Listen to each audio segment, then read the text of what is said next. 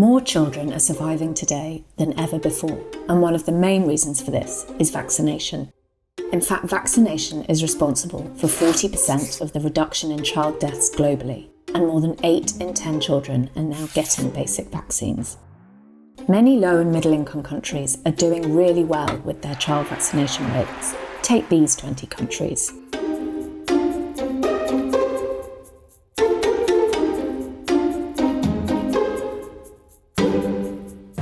In these countries, most babies visit a clinic 4 times in their first year to get vaccines like DTP and their first measles shot. So, all the children receiving those vaccines are thriving, right? Well, no.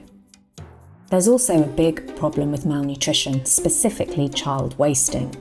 The Sustainable Development Goal for child wasting is 3%, and most of these countries are nowhere near.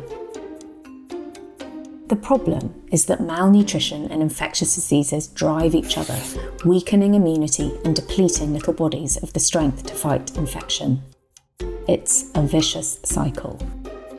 And when you think what that means for children's lives, we're talking huge populations and children in some of the most vulnerable places on Earth. But there is a way to solve that. We just need to take a closer look at this. Imagine if we were able to do 2 things at once: vaccinate children and at the same time screen them for malnutrition. Undernourished babies could immediately receive nutrient-packed supplements, ready-to-use therapeutic foods, or be sent for extra care at a hospital. Doing both at once means more parents will bring children back for all of their vaccines, because nutritious foods are a great incentive. And it isn't just better for kids' health.